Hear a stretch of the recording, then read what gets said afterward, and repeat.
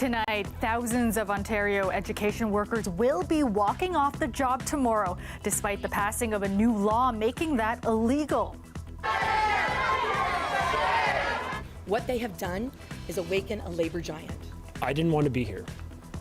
No one wants to be here.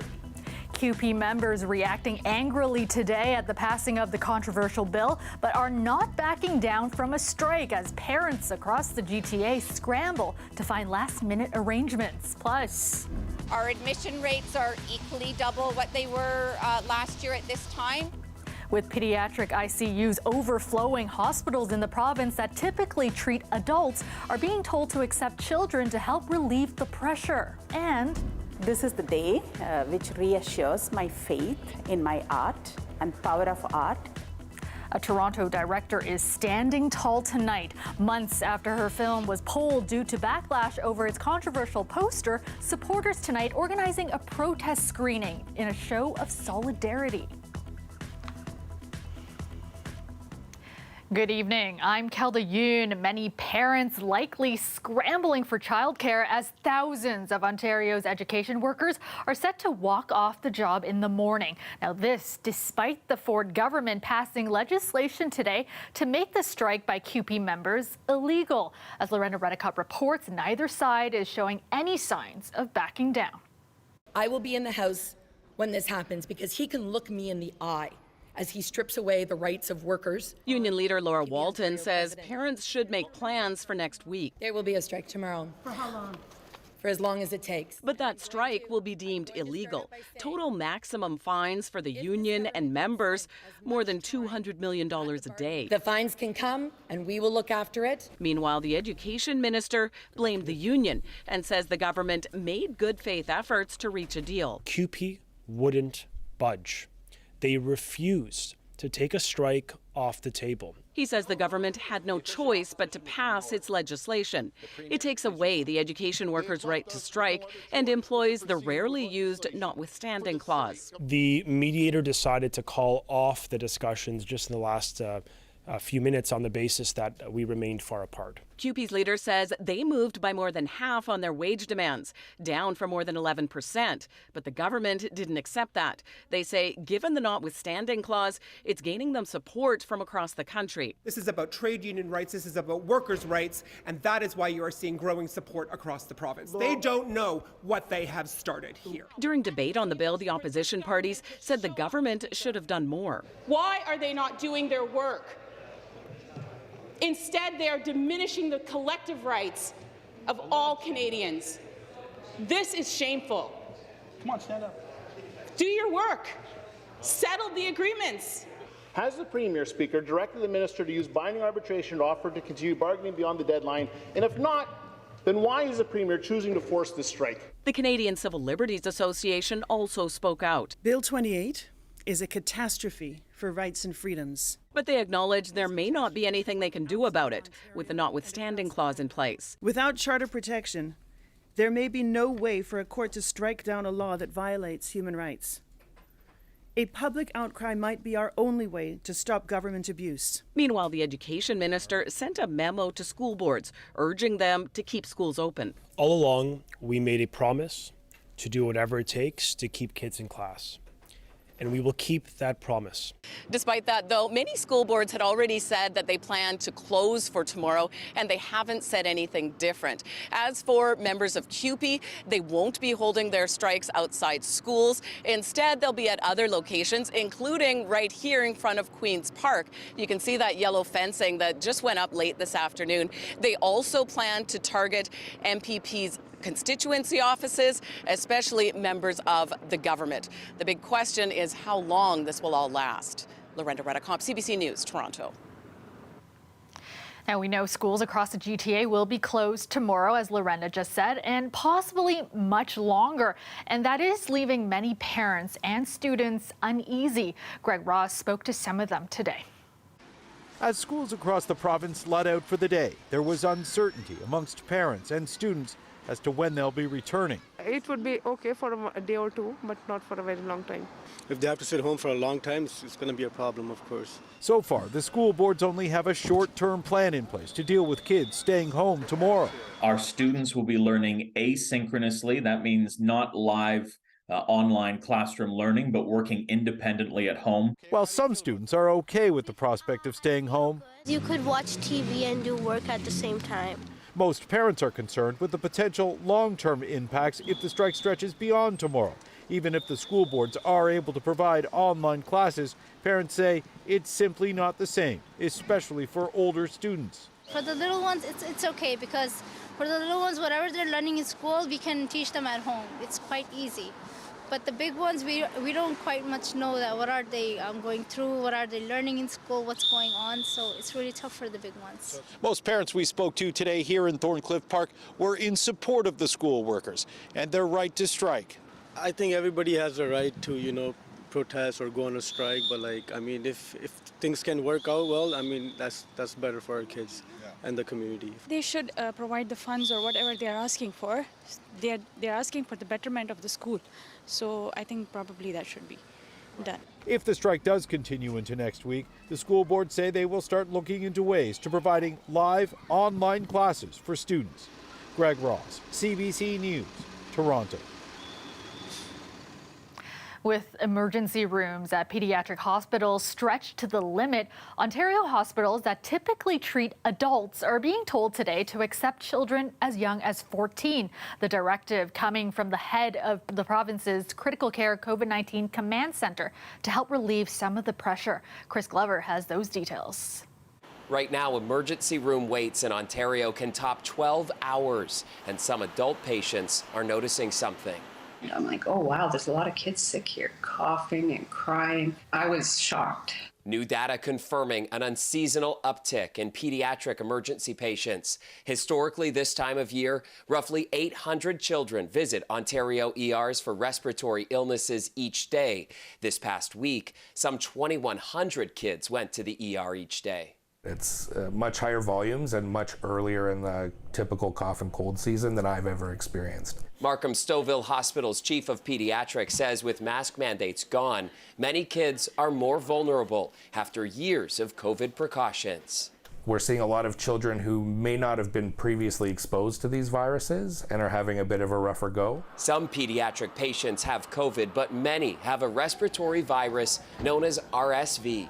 Everything humanely possible is done, and unfortunately at the moment it is not enough. Ontario's Critical Care COVID Command Centre is now directing hospitals that usually treat adults to accept pediatric critical care patients as young as 14. Is it stressful? It absolutely is. I think we've navigated a lot through COVID and we've learned a lot about how to be nimble. But pediatric care is highly specialized. When you show up to an adult emergency department with a sick child, it may be that the nurses who work there do not see as many children, and they might not be as comfortable with the sick child as a hospital that sees kids more often.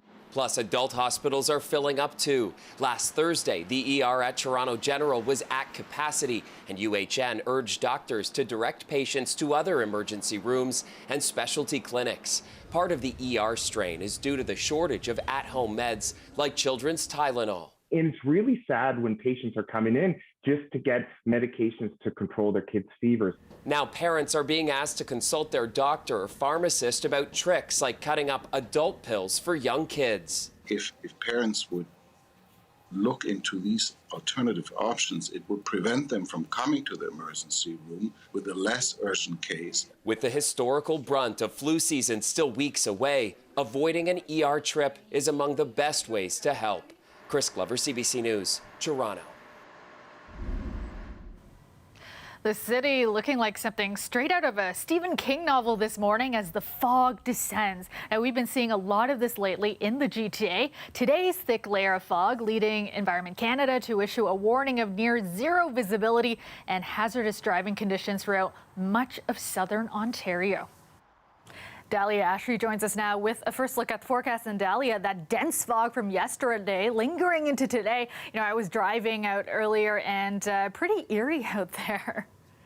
That's right, Kelda. I mean, as you're commuting into work tomorrow, it's going to be quite similar conditions, quite foggy. There's a fog advisory that's in effect. And so what that means is near zero visibility around Toronto, and especially by the lakes. And we'll explain why a little bit later. But there is some light at the end of the tunnel. We will be seeing some sunshine this weekend. The daytime high in Toronto today, 12 degrees, a little bit warmer out in Ottawa, 17 degrees. So overall warmer temperatures and above seasonal temperatures across the GTA and Toronto today. So there is a fog advisory that is in effect right now, and that will be carrying through overnight tonight and into tomorrow morning, and it will eventually dissipate. We won't see as much of it. Now, we also have quite a windy night as we head into tomorrow as well. Winds will be gusting up to 57 kilometers an hour and even going stronger than that, and eventually calming down a little bit to 49 kilometers an hour. But overall, over the next few days, we will be seeing winds gusting up to 60 kilometers an hour, quite windy conditions. Tonight, temperatures will drop to 10 degrees, some fog patches as we discussed, which will go on until tomorrow morning. So just be careful when you're on the roads, maybe tonight or tomorrow morning as you're heading to work because of that near zero visibility. Kelda? All right, thanks so much, Dahlia. A Toronto man has been arrested following a shooting late last night in Mississauga that left a 26-year-old man dead. And neighbors say this isn't the first incidence of violence in the area. It's becoming quite alarming, especially because this is a neighborhood where there's a lot of kids, there's a lot of schools, there's a daycare literally across the street. You know, this is a pretty friendly neighborhood, so it's even scarier to think that something like that would happen just in our backyard. It happened around 9:45 near Meadowvale Community Center. When officers arrived, they found a victim on a pathway south of the community center, and he was pronounced dead at the scene. He's been identified as 26-year-old Nathaniel White. Peel police have charged 30-year-old Kareem Salman of Toronto with second-degree murder. A Toronto director is standing tall tonight, months after facing death threats over a controversial movie poster featuring a Hindu goddess. Now, that led to her short film being pulled from Toronto Metropolitan University's film series. But tonight, faculty members from TMU organizing a protest screening to show their solidarity. Dale Manukduk was there and has this story. Writing the TTC director Leena Manamikle stars in her short film Kali, portraying the Hindu goddess as she explores the city of Toronto at night. This is not illegal anywhere, and I have creative freedom to interpret in my own way the gods and goddesses I grew up with. But it was the movie poster Manamikle tweeted in July that created immense backlash. The title, which uses an alternate spelling of the goddess, features her in Kensington Market, smoking a cigarette and holding a pride flag. Manamikle identifies as queer. She was viciously attacked by some in the Hindu community.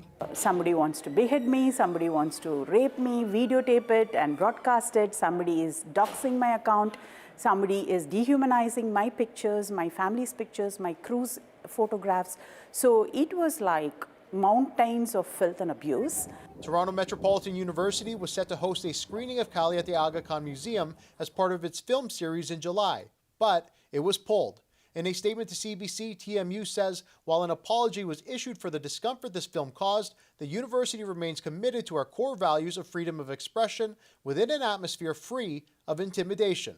I would, urge people in positions of power and leadership to, yes, do due diligence for sure, but don't just cut things, stand up for this ability to speak truth to power. But it was the TMU Faculty Association's Equity Committee who stood by Manamikle.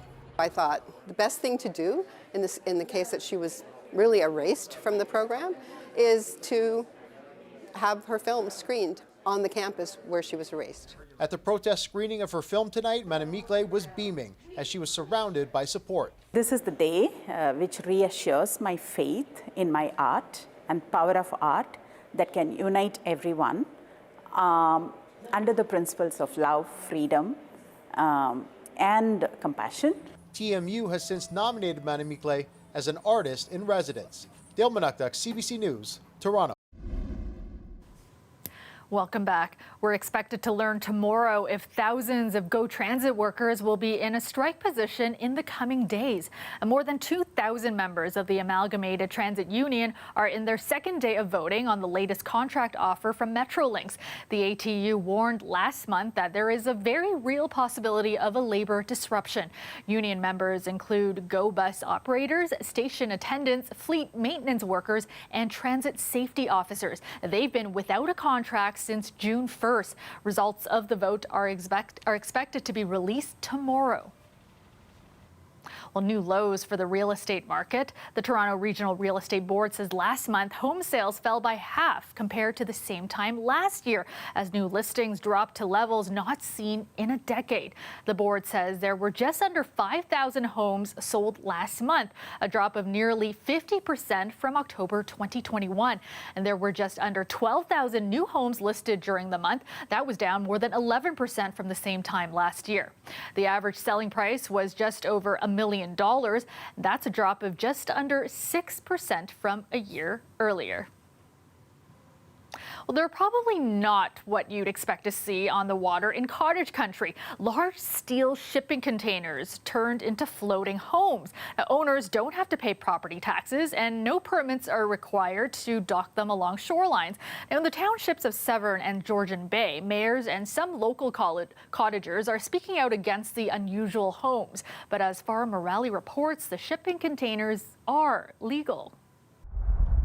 Two 53-foot shipping containers aren't something you'd normally see docked on Ontario cottage country lakes, but this is what Joe Nimmons calls home. It's our prototype, and it's starting to look nice on the inside. Not only does Nimmons live in this floating structure, he built it and is now constructing 4 more to sell. They don't have motors, but like barges, Transport Canada classifies them as vessels, and they can be towed to local shorelines. We're concerned about their use of the lands and the areas around us without following any of the rules and regulations that most people have to follow. It's not helping. It's precisely that vessel designation that means the floating structures don't have to abide by municipal rules. Meaning, unlike local residents who face stringent regulations when putting in something like a dock, these structures can just be put on the water. We believe that they should be subject to the bylaws, all the bylaws of the local community, subject to the local property taxes that we're going to pay for the emergency services that they may require. Some have environmental concerns too, over wastewater and the large steel posts or spuds driven into the lake bottom to keep the containers stable when not being towed. Because it's deemed a vessel, overrides all the rules that we have at our township level. So our hands are tied. It's hard to tell now because it's autumn and there are basically no boats on the water. But come summertime, it actually gets pretty crowded here on Little Lake. The concern among some residents is what'll happen if more of these floating homes start popping up here. If something should happen and the spuds become unglued from the floor or from the lake bed, it's going to float, and there's going to be no way that it can avoid other boaters. A concern that some say is heightened with climate change creating more variable weather. The fact that these units are not navigable and they're not very stable in any kind of wind or wave action is a concern. In a statement, Transport Canada told CBC News it inspected the vessel in response to concerns. It added it's the responsibility of the owner to ensure the vessel meets all applicable federal regulations. Our goal was to make sure we're in compliance with all the rules.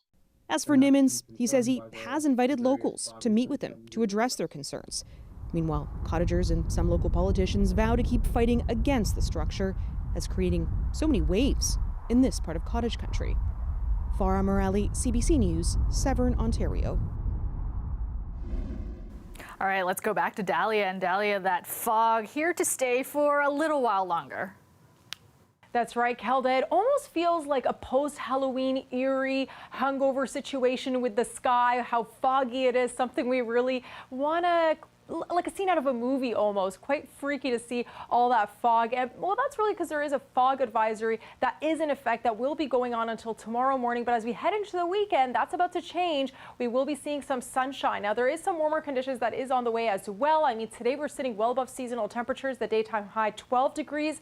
Usually the normal high this time of year would be 9 degrees, so we're sitting well above it. Ottawa a little bit warmer, 17 degrees. Same thing in Barrie, 18 degrees. So really all across the Golden Horseshoes, really we're seeing those warmer conditions, which we haven't seen in a while. Now, like I said, there is a fog advisory that is in effect, and that is going for most of the GTA and even across Toronto and going into tomorrow morning. It eventually will dissipate. So really what we have is advection fog, and what that means is there's some warmer air, and that mixes in with the moisture in the air and the cooler temperatures that are coming off of the lake and off the ground overnight, and that's what gives the fog. So that's really how and why we see a lot of that fog formation. Now, there is also a low pressure system that is moving in towards Saturday overnight, so we will be seeing some spotting as we head into Sunday morning. That won't be lasting too long, mainly clear skies overall as we wrap up the weekend as well. But tonight, those foggy conditions will continue. Like I said, 10 degrees in Toronto, a little bit cooler out in Oshawa, 8 degrees, same thing in Markham.